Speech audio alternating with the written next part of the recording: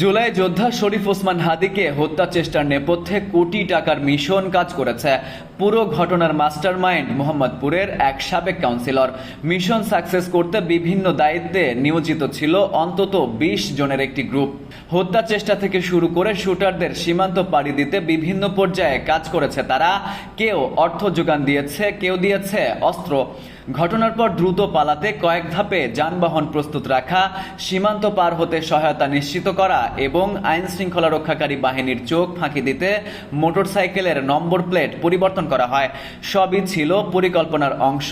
আইন শৃঙ্খলা রক্ষাকারী বাহিনীর অনুসন্ধান, তথ্য প্রযুক্তি ও গ্রেপ্তার আসামিদের জিজ্ঞাসাবাদে চাঞ্চল্যকর এসব তথ্য পেয়েছেন তদন্ত সংশ্লিষ্টরা।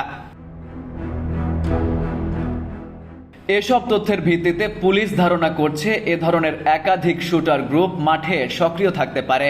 এজন্য গোয়েন্দা সংস্থার চৌকস সদস্যরা সন্দেহভাজন সন্ত্রাসীদের অবস্থান চিহ্নিত করতে একযোগে মাঠে কাজ করছেন। তদন্ত সংশ্লিষ্ট দায়িত্বশীল এক কর্মকর্তা বলেন, ওসমান হাদিকে হত্যার লক্ষ্যে কয়েক কোটি টাকা ইনভেস্ট করার প্রাথমিক তথ্য মিলেছে। শুটার ফয়সালের বাসা থেকে বেশ কিছু চেকও উদ্ধার করা হয়েছে।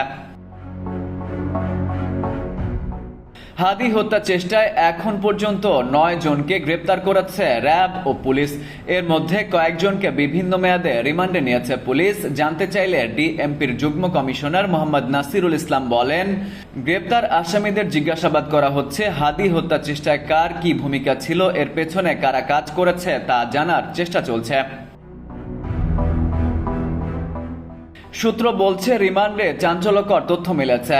ওসমান হাদির উপর হামলার বিষয়টি আগে থেকেই জানতেন কথিত বান্ধবী মারিয়া। ঘটনার আগের রাতে ফয়সাল ও আলমগীর সাভারের গ্রিন জোন রিসোর্টের ২০৪ নম্বর রুমে রাত্রি যাপন করেন। সেখানে ছিলেন ফয়সালের কথিত বান্ধবী মারিয়া। ওই রাতে ফয়সাল তার বান্ধবীকে বলেন, কাল এমন কিছু হবে সারা দেশ কাঁপবে। শুক্রবার সকাল ৮টা ২৭ তারা রিসোর্ট ছেড়ে একসঙ্গে ঢাকায় আসেন।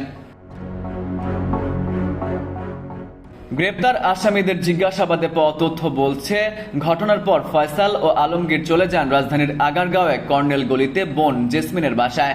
সেখানে উপস্থিত ফয়সালের বাবা হুমায়ুন কবির মোটরসাইকেলের নম্বর প্লেট বদল করে দেন এবং পালানোর জন্য গাড়ি ডেকে দেন। এছাড়া স্ত্রী সামিয়া তার ভাই শিপুকে দিয়ে বিকাশে ফয়সালের কাছে মোট ৪০,০০০ টাকা পাঠান। তদন্ত সংশ্লিষ্ট এক কর্মকর্তা জানান, রাজধানী ঢাকা থেকে ময়মনসিংহের হালুয়াঘাট পর্যন্ত যেতে যে প্রাইভেট কার ভাড়া করা হয় তার চালক এখন পুলিশ হেফাজতে। তার দেওয়া তথ্য মতে আরেক প্রাইভেট কার চালকও নজরদারিতে রয়েছেন, যিনি ময়মনসিংহে যাওয়ার প্রাইভেট কারটি ভাড়া করে দেন। পুলিশ বলছে, তাকে গ্রেপ্তার করতে পারলে আরও গুরুত্বপূর্ণ তথ্য পাওয়া যাবে। Farid U Ahmed, IBTV USA।